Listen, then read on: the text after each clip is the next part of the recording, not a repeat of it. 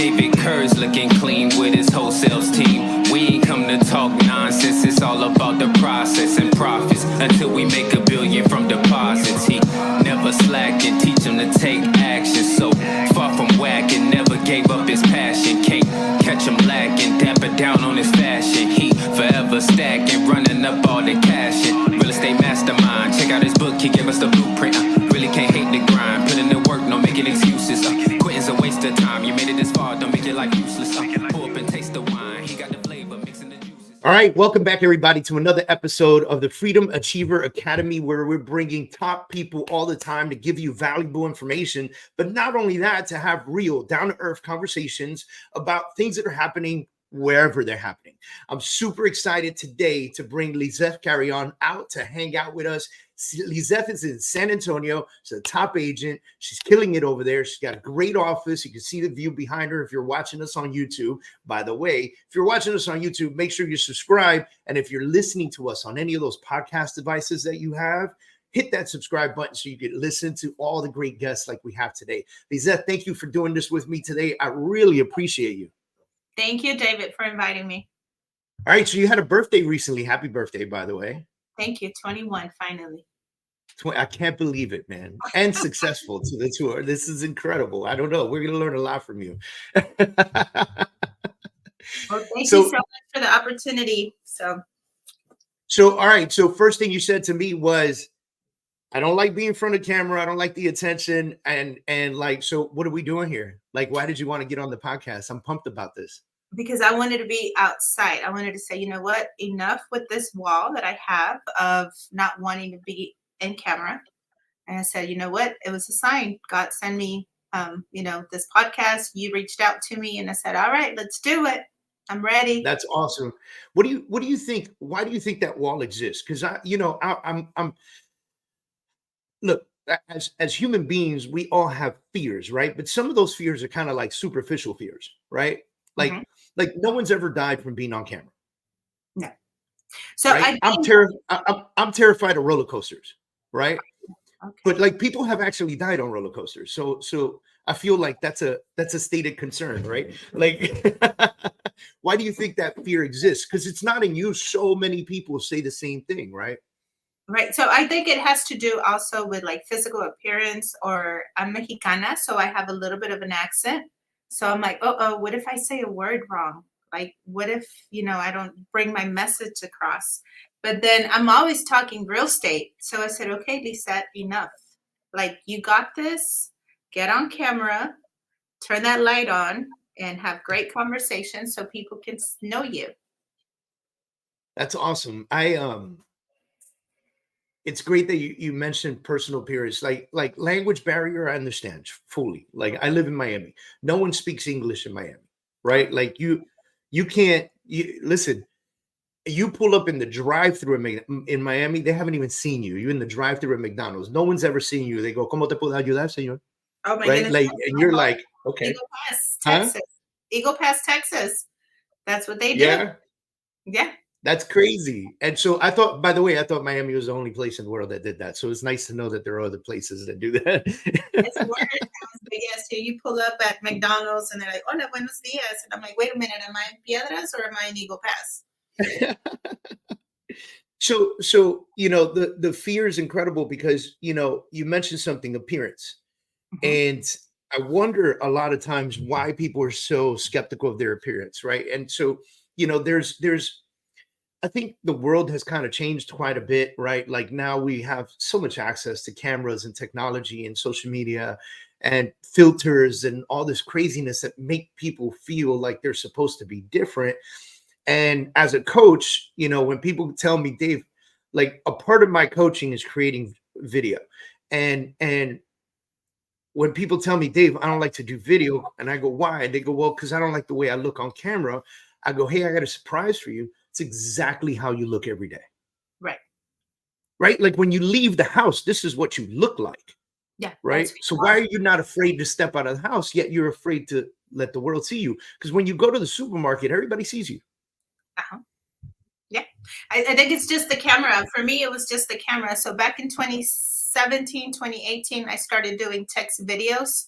So when I was dialing for money and calling clients to acquire their business and they wouldn't answer, I would just get my phone and be like, hey, this is Lizzeth. The reason I'm sending you this video is because I saw that you were on my website. So I was so comfortable at doing it. But I think what messed with my brain was all these filters and how all these people look beautiful on camera. And then I would look at my videos and I would be like, wait a minute, like I look horrible. I'm like, I don't like me. And then Oh my God. the 10 pounds more that cameras make you look. So I said, enough.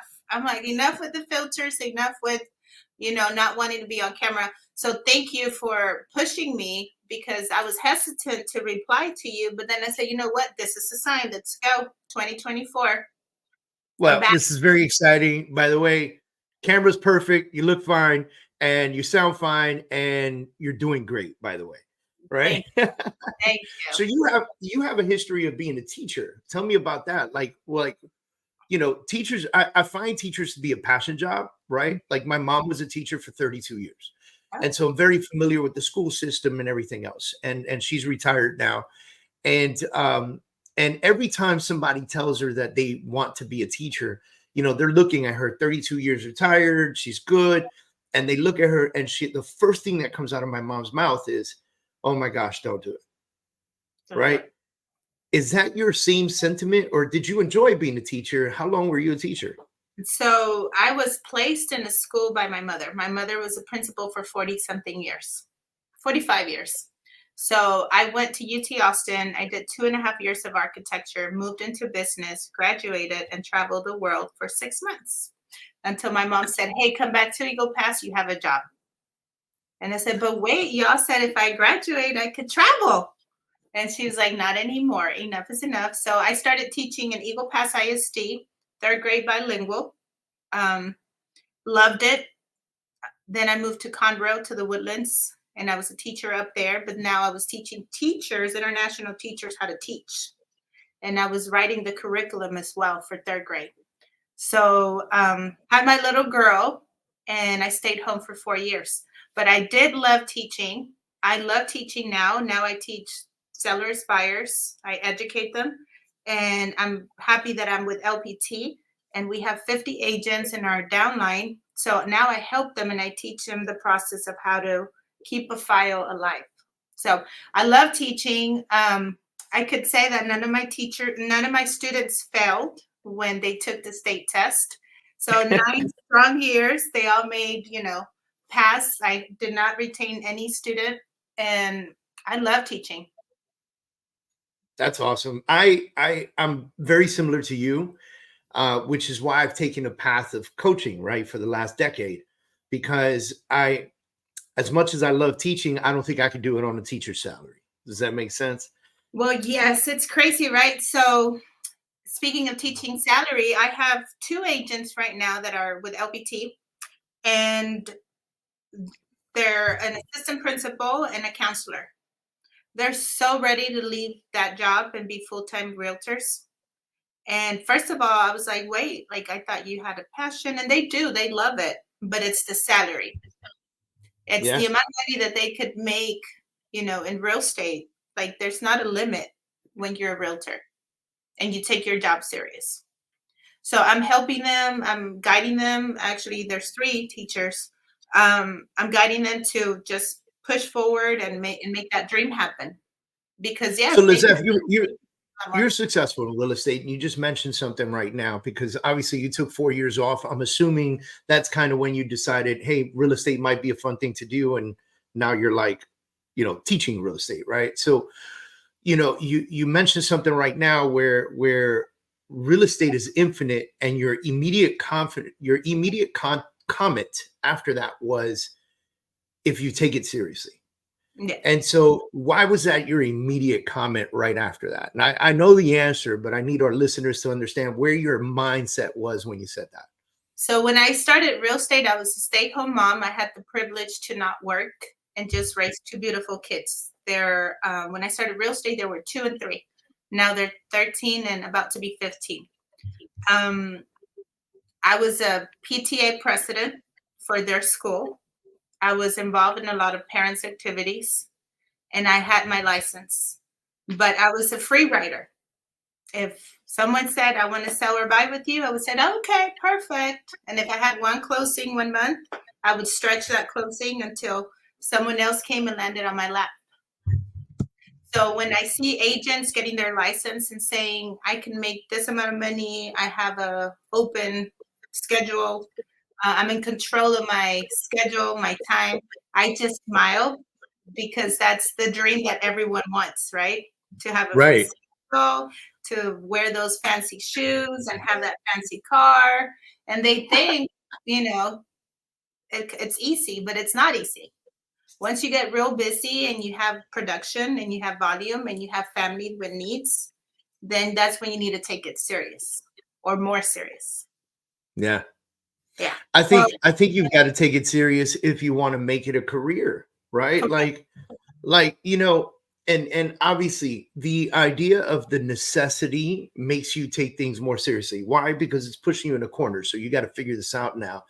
But even if you were a single girl or guy and you got into real estate and you wanted to be, successful at it, you have to take it seriously, regardless of if you're still living in mom's basement. Like, you know what I mean? I mean, bills don't stop, right? Yeah. They're going to happen anyway. And And so I find that, you said something fun and we're going to tap on it real quick, but, I find that a lot of people get their real estate license and they think it's going to be easy. or maybe successful agents make it look easy. Could be. Problem is you didn't see the mountain they climbed to get there. Nope. The problem is some of the agents that I talk to and I know, they didn't see me door knocking with 2 kids on each hip. Yeah. On each side. Yeah. Yeah. I have a client, and Adam, if you see this podcast, Adam and Sandra, I went and I showed a house that was right across from me where I used to live. But of course, I was scared. My kids were little, and I took them to the showing. Well, they were jumping on the beds. They were screaming. They were turning lights on and off. This couple was, they basically told me, hey, we like you. We like your style. But like next time you show us, could you please not bring your kids? I was like, ouch, right? Yeah. So I had to figure out a way to get a sitter so they could stay home and I can go show them. Well, long story short, I've sold them about 7 houses to this particular couple. They've referred me so many friends and families of theirs. And I posted a picture of my daughter on Facebook one day, and Adam replied to it and said, is this the little girl that was jumping on the bed? So you see, not so little anymore, right? She's 15 now. Right. And I tagged her on that post too. I said, look what, embarrassing moments I went with you when I started real estate. I'm going on 14 years strong. But I mean, yeah, it's hard. I mean, I did open houses on Fridays, Saturdays, Sundays, 2 houses a day. I was broke, so I didn't have enough money to pay for leads. I didn't have money to hire a coach. I was just, a free rider. Like, let's see what happens. But if you're determined and you want it, you're going to be all in. What do you think forces that commitment, that obsession with being successful in this particular business? And by the way, I have a theory that it's the same no matter what business you're in. If you're an entrepreneur and you're self-employed and you're doing it, there's a requirement, and that requirement is commitment and obsession. And so where do you think that comes from? Because, we talked about one piece, which was, the necessity, but that's not like doing the business and working to become successful at it because you have to pay your bills and feed your kids is not commitment and obsession. That is doing to get a check, right? Which is equivalent to having a job. What do you think? What's the crossing point? Or where do you think it comes from where somebody goes, I'm ultimately committed. I'm ultimately obsessed with my goals? So for me, I want to say it came with starting all over with 2 kids. After a divorce, I had to provide for them. But after I was able to establish, and provide a roof over their head, it was more of the commitment to the client. I had a great conversation with one of my pastors, And he said, why is your business spiking? Why is your business, the value, like you're doubling it? And we came to the conclusion that if we serve families just like our God serves our prayers, no matter where you live, no matter what price, it's going to multiply and blessings are going to continue. So now it's a commitment to not just myself and my kids watching me of what it is that I'm doing, but it's also a commitment to my clients. Like they have needs. Okay. And it's a passion. It feels good to have families like and little kids when you're showing, right? Like, oh my God, is this my bedroom? Little comments that as a mom, it hits home. And I'm like, look, I'm happy for them. In the commercial side, it's great to see a couple that started in a food truck and now they own a building and they're leasing other offices as well. So That's be able to start from beginning to end and not just see it as a transaction.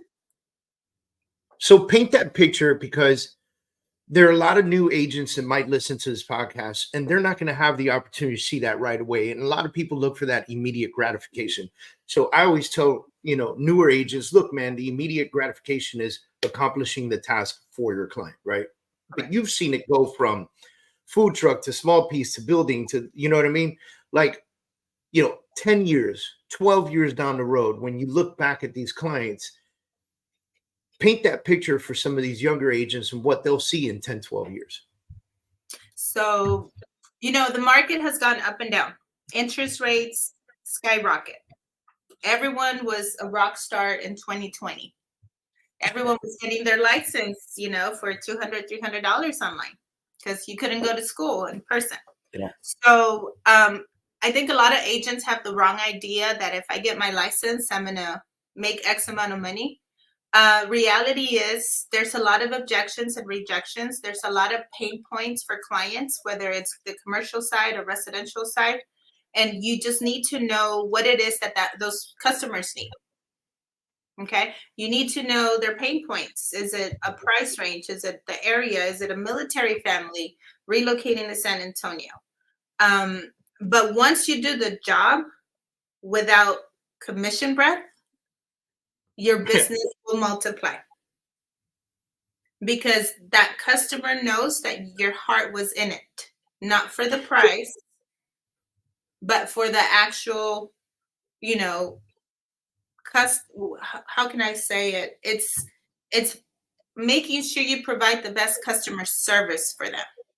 Right. So I think a lot of people, right. So a lot of realtors think they're in the product business. They sell houses when they're really in the service business.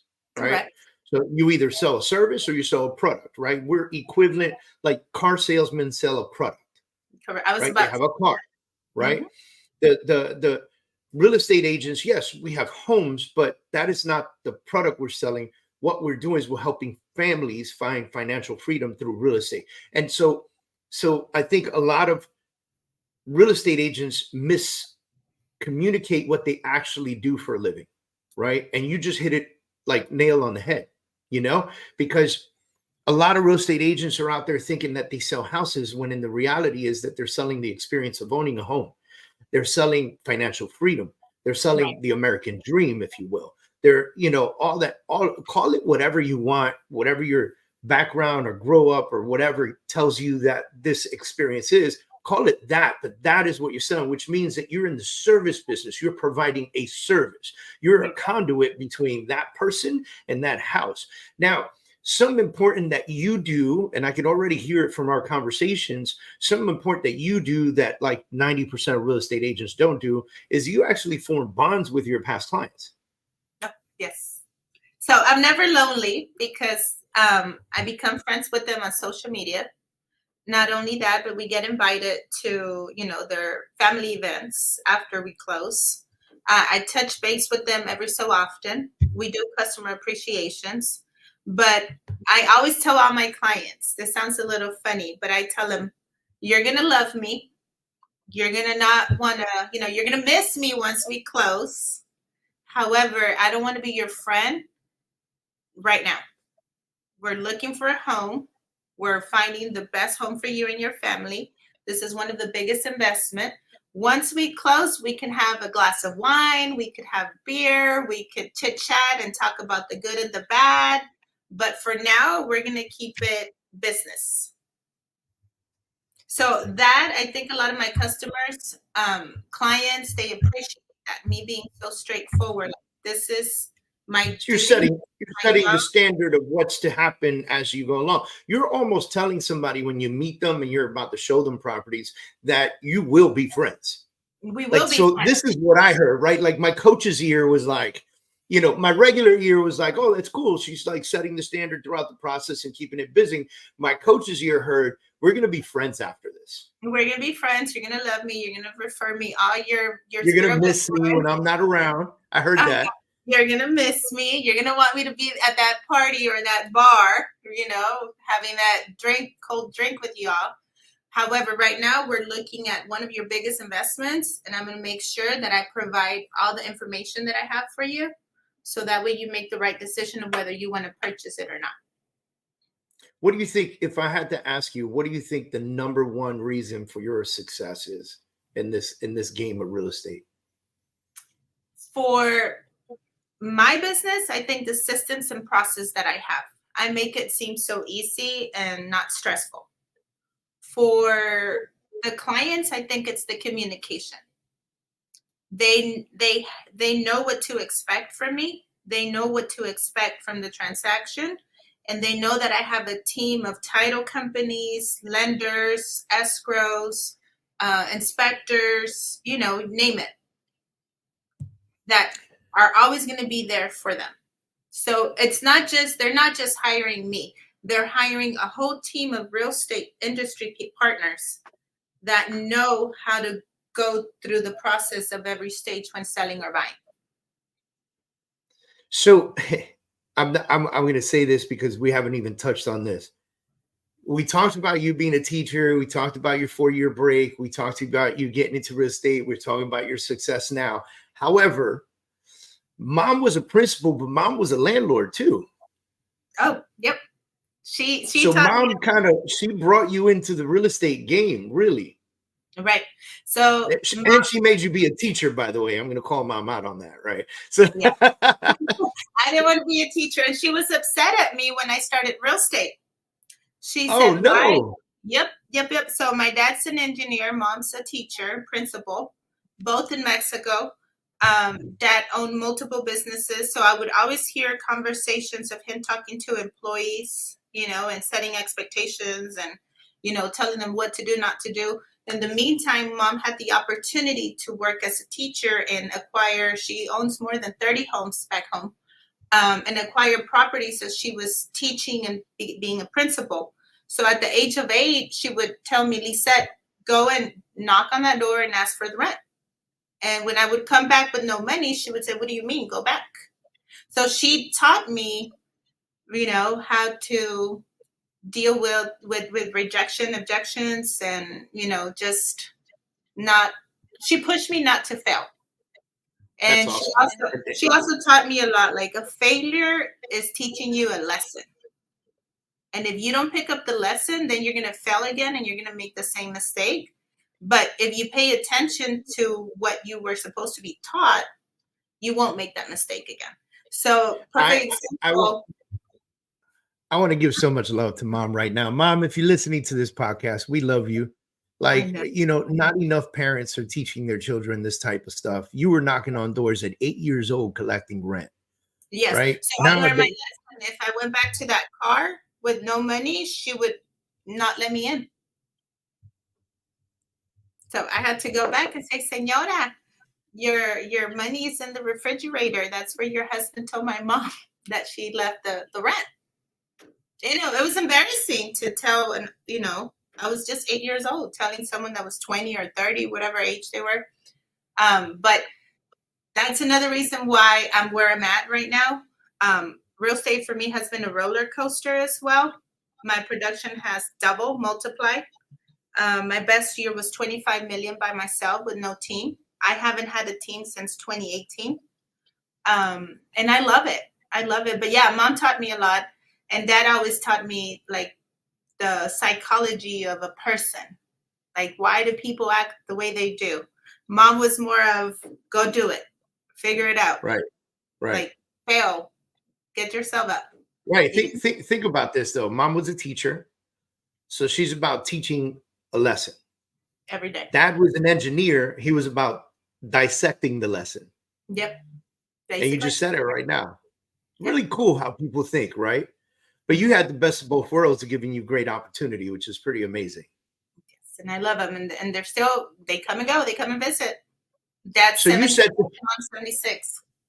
Nice, man. You said to me, look, you said to me, because of this, I actually like rejection. Yeah, I love it.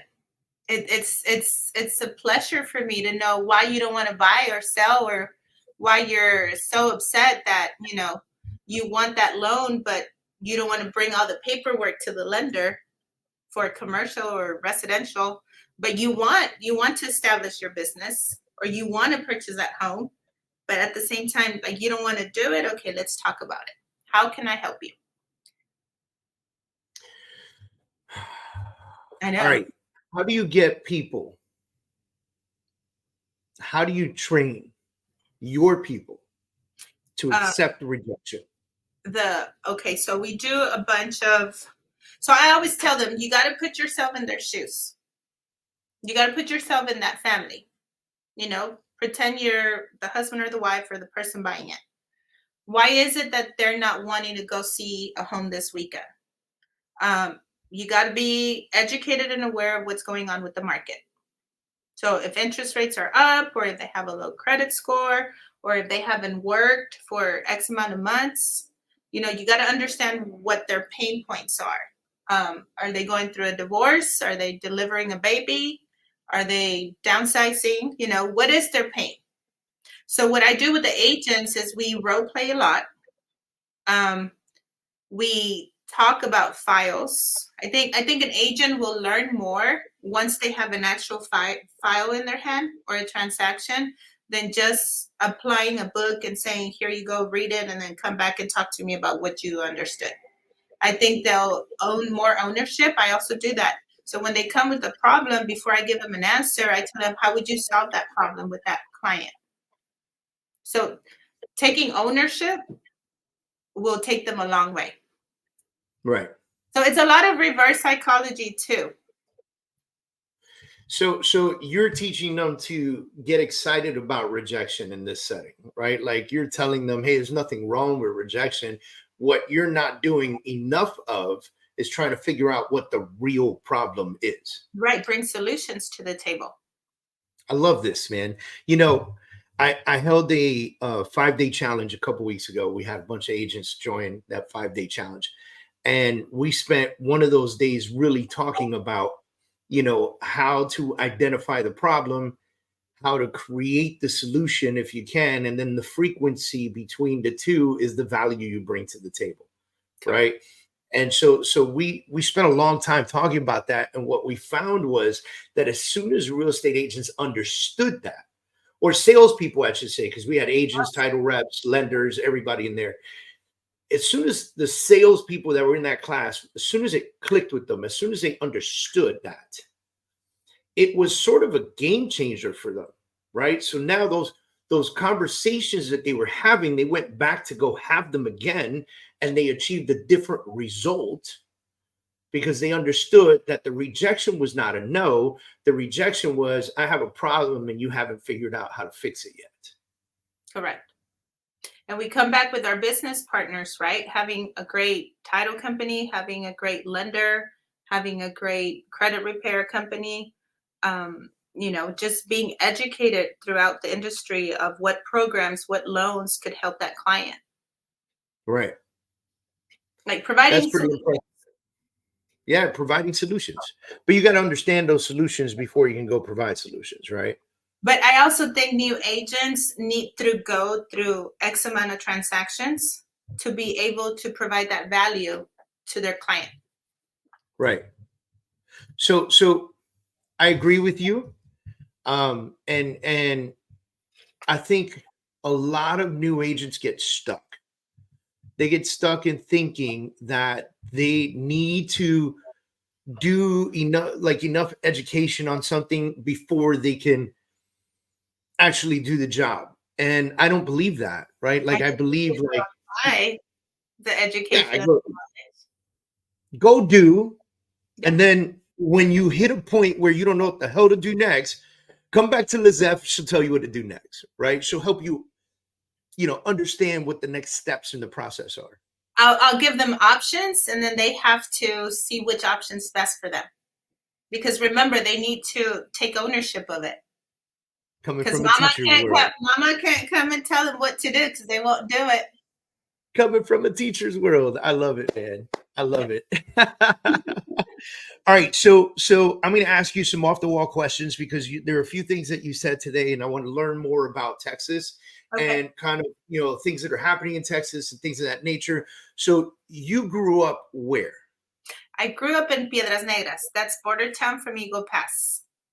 Okay. Texas. And so what was that like living in a border town, right? Because literally, I feel like the last 6 years of my life has been the border, right? Okay. Like everything on the news is border, right?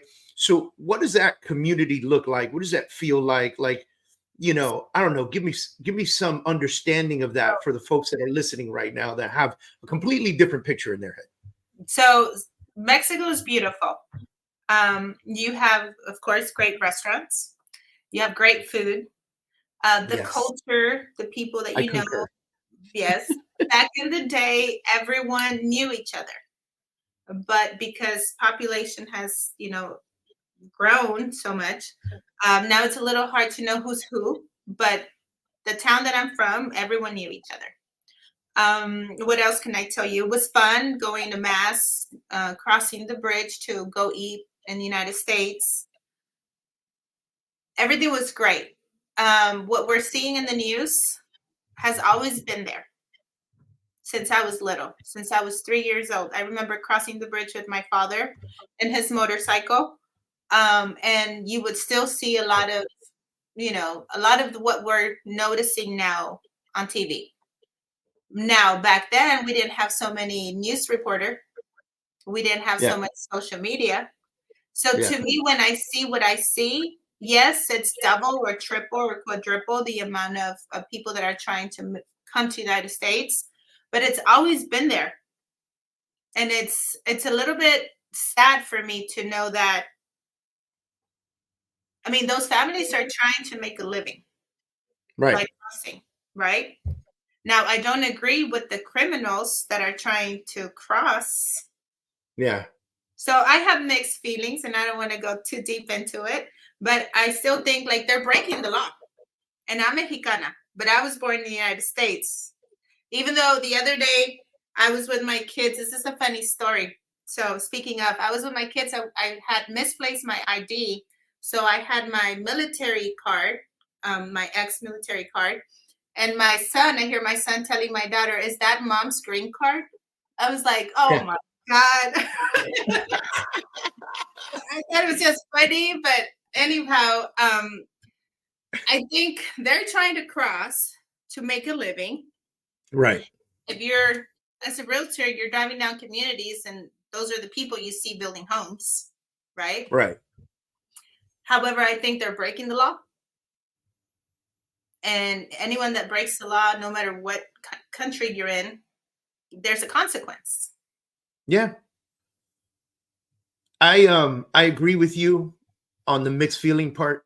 Obviously, my mixed feeling comes from the difference between the family that needs it and the people that are just trying to come here to cause a problem, right? Which you're seeing now, like with news in New York and things like the guys who beat up the police officers and, so like New York has it bad because they just don't have it under control, And so when you see that stuff and then you see the governor say, okay, I'm putting my foot down, right? Like enough is enough. We're going to we're going to call in the National Guard. We're going to block this. We need to slow the amount of people because they're very well aware that not everyone crossing the border is a good family, right? Correct. There are plenty, but it's not everyone, Correct. And so I think that's the scariest piece for me. I don't know. I've always felt, look, my father's an immigrant. My mom's from Puerto Rico, but she moved here from Puerto Rico. It's U.S., but it's territory, right? But my father's an immigrant. My grandparents on my father's side are both Auschwitz survivors. From World War II. I mean, everyone came here for a better life. My grandmother on my mother's side moved to New York out of Puerto Rico because Puerto Rico was poor. She wanted to do something different. She tried to make a better life. Everybody comes here for a better life, and I'm okay with that, right? This is, land of the free, home of the brave. Welcome. It's been us since we erected, and we had the Statue of Liberty put up, and we see that was a symbol, right? And so it's very crazy to see what's happening now, and the fact that it's been the focus for years now. I think you're right. And I love that we're getting your perspective, because you're telling us, like, hey guys, this, it's been happening for years. Like, it has. Now we have more TikToks, I guess. Yeah. And that's what it is. Like, there's so much stuff that's been happening in the world for so long, and it's more evident now than ever before because we have social media, and everyone has like a $1,000 camera in their pocket, Yeah. All the answers. Yeah, it's pretty insane. It's pretty insane. How do you feel about the whole National Guard, everything being lit up, and the threats from the White House and so forth and so on? I don't like it. I mean, I think if everyone just got along and follow rules, wouldn't that be amazing? Yeah, the world will be different. Wouldn't that be amazing? Wouldn't that be amazing? I think if we had leadership that kind of proved that, it'd be a different world too. Now that would be another podcast. Yeah. I think if we had leadership that would prove that, not only here, but everywhere else, right? Like, people are running away from countries because leadership can't do the job in that country, right? And so, it's pretty tough to see what's happening in our world. I mean, listen, I've got nothing but love and prayers for the entire world right now, because I have, my tough sentiments on a lot of things that are happening. But, I love Texas too. So like, it's a big subject for me. I've spent a lot of time in Texas in the last year, and I love going back and forth to Texas, and my wife laughs all the time because she's like, yeah, so be careful with loving Texas too much, because we're not moving, and so, I'm like, come on. I tell the kids, the other day we got a University of Texas flyer for my 15-year-old, they're trying to attract her. Correct. And, I opened it up. I was like, ooh, look at this, baby. It's in Austin. And she's like, get away from me right now. Well, no, you guys will love it over here. It's very nice. I do. I love it. I think Texas is fantastic. You could drive 5 hours. It's all you need, from Dallas to San Antonio to the Valley. So it's a 5-hour drive. You got I just got a lot more to learn about Texas. I've spent time in Austin, San Antonio, spent some time in Dallas. Haven't been to Houston in a very long time. Nice. But these are all like the major cities. Like, I feel like there's so much more, right? Like, last time I was in San Antonio, a buddy of mine took me up to Killeen. So I hit that CTX area, and so it's like funny. You drive through like nothing forever, and then all of a sudden there's this thriving town, outside of what used to be Fort Hood, right? What's the name of that base now? They changed the name, didn't they? Fort Hood. Fort Hood. Yeah, they changed it to something else because of some marketing thing or whatever. That's I need to get somebody that knows more about that on this podcast so we can talk about it. Because I'm gonna tell you what. Yeah, I'm gonna tell you what. Fort Hood was like a problem for a long time. It was always in the military news. When I was in the Marine Corps, we heard about Fort Hood all the time and all the problems that were happening there.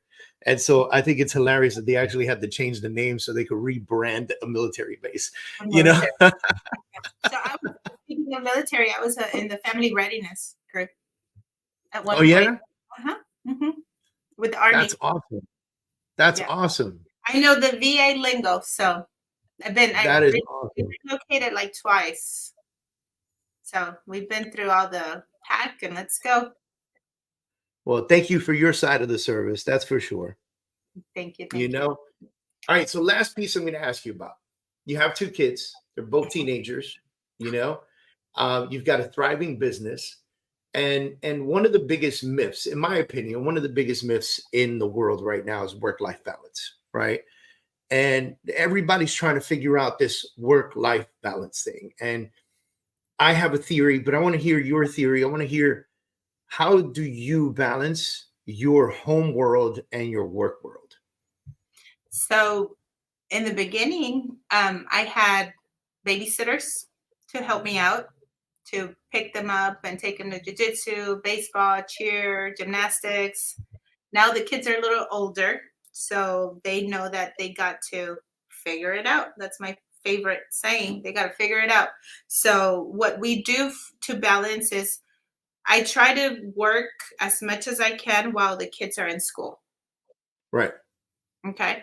I take my business very serious, and I have a schedule that if I don't follow that schedule every day, I'm going to be disappointed at myself.